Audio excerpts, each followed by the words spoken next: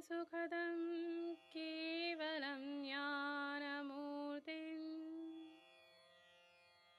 द्वन्द्वातीतं गगनसदृशं तत्त्वमस्यादिलक्ष्यम् एकं नित्यं विमलमचलं सर्वधी साक्षिभूतं भावातीतं त्रिगुणरहितं सद्गुरुं तं नमामि। आप सभी को नमस्कार। धर्मधारा नामा के सत्संग श्रृंखला में मैं तनुजा ठाकुर आपका हार्दिक स्वागत करती हूँ।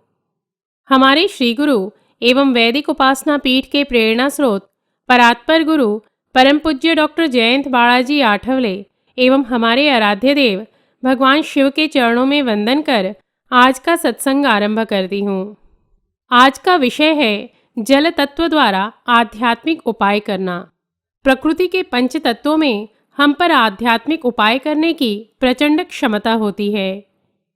आपने अनुभव किया ही होगा कि देहात का एक किसान किसी भी महानगर में सुख सुविधाओं में पले व्यक्ति की अपेक्षा अधिक स्वस्थ होता है।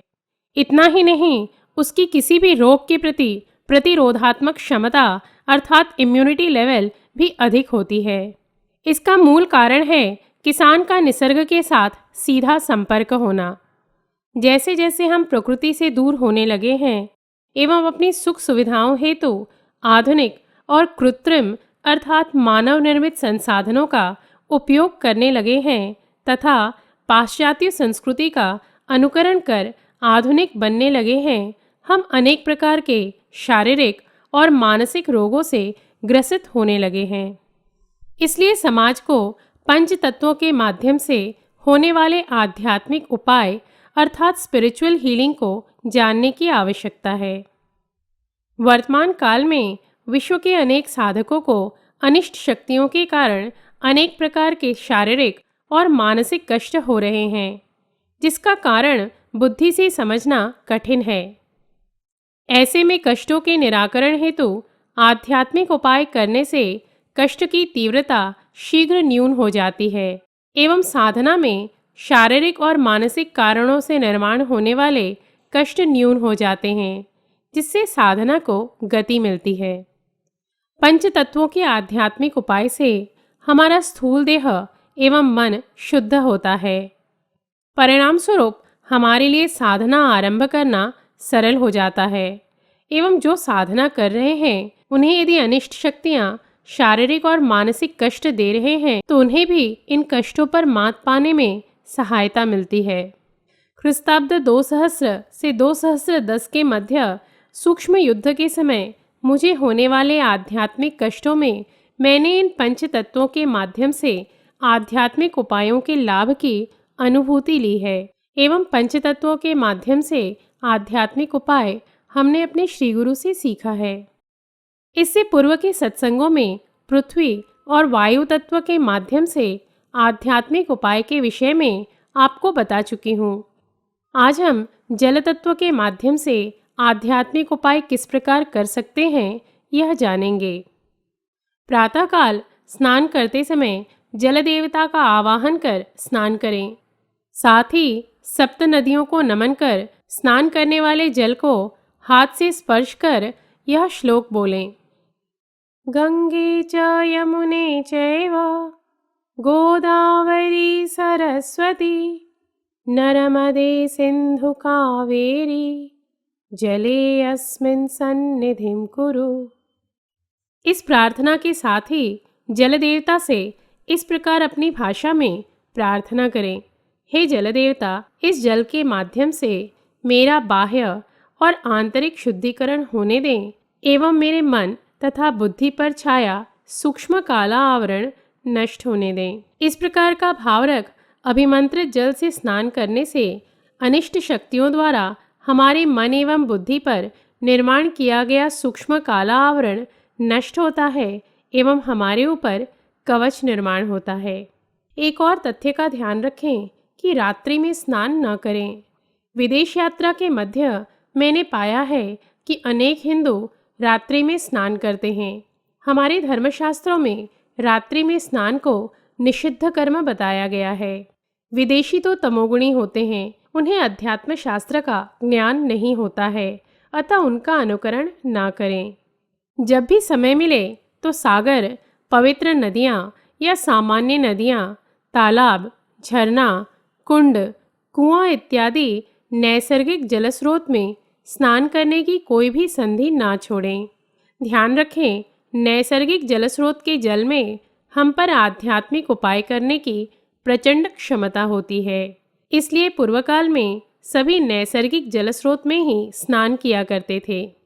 आज चूंकि नैसर्गिक जल में स्नान करना प्रत्येक के लिए संभव नहीं है, इसलिए स्नान करते समय प्रार्थना, पवित्र नदियों के स्मरण के साथ ही नाम जप करते हुए स्नान करें।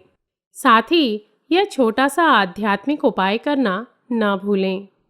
स्नान करने से पूर्व एक बाल्टी में 8 से 10 लोटा जल ले लें। उसमें 1 चम्मच देसी गाय का गौमूत्र और 1 चम्मच खड़ा नमक डालें। उसे मिलाकर उस जल से पहले स्नान करें, तत्पश्चात सामान्य जल से स्नान करें। इसे घर के सभी सदस्य नियमित कर सकते हैं। यदि आप स्नान करते समय अपनी स्वच्छता हेतु मिट्टी, किसी भी दाल के बेसन, उपटन या आयुर्वेदिक साबुन का उपयोग करते हैं तो स्नान का परिणाम अधिक समय तक टिकता है और इससे हमारी सात्विकता में वृद्धि होती है तथा स्फूर्ति अधिक समय तक टिकी रहती है। YouTube पर हमारे प्रवचनों के माध्यम से अनेक लोगों ने यह प्रयोग आरंभ किए हैं एवं उन्होंने अपनी सकारात्मक अनुभूतियाँ साझा की हैं, अर्थात इससे अनेक लोगों को लाभ हुआ है। जल तत्व से संबंधित एक और उपाय शारीरिक और मानसिक कष्ट हेतु रामबाण का कार्य करता है। उसे नमक पानी का उपाय कहते हैं और उसे इस प्रकार कर सकते हैं। आधी बाल्टी अपनी सुविधा अनुसार या मौसम अनुसार गर्म अथवा ठंडे पानी में 1 चम्मच मोटा या खड़ा नमक डालें। ध्यान रखें, ठंडे जल में आध्यात्मिक उपाय करने की अधिक क्षमता होती है। साथ ही नैसर्गिक नमक में वर्तमान काल में प्रचलित आयोडीन युक्त नमक की अपेक्षा अनिशक्ति के कष्ट को दूर करने की अधिक क्षमता होती है। बाल्टी में नमक युक्त जल में 1 चम्मच देसी गाय का गौमूत्र डालें एवं यदि आपके पास किसी यज्ञ की विभूति हो तो उसे भी चुटकी भर डालें तथा अपने दोनों पैर उसमें डालकर 15 मिनट कुर्सी पर बैठें और श्री गुरुदेव दत्त का जप करें। 15 मिनट के पश्चात पानी से पैर निकालकर फेंक दें और स्वच्छ जल से पैर धो लें। जिस जल से आपने आध्यात्मिक उपाय किया है उसमें और कोई पैर ना डालें और ना ही 15 मिनट से अधिक पैर डुबोकर बैठना है, यह ध्यान रखें। यदि सवेरे या संध्या समय धूप हल्की हो, आकाश नीला हो तो आकाश और सूर्य के नीचे नमक पानी का उपाय करने पर उसका प्रभाव और अधिक बढ़ जाता है।